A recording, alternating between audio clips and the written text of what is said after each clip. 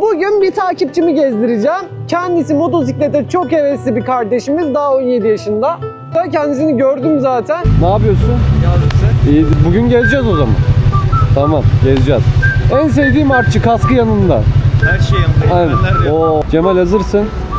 Hazırsın. Tamam.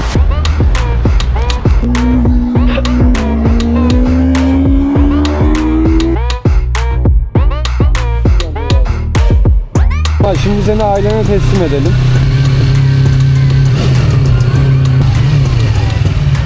Merhaba. Merhaba. Bora, ben memnun oldum. Merhaba. Çok teşekkür ederim abi. Sağ olasın izin verdiğin için. Teşekkür ederim abi. Canım keyifli miydi? Keyifli. Tamam, hayallerinin peşinden koş, tamam mı? Kaskınızı takmayı unutmayın.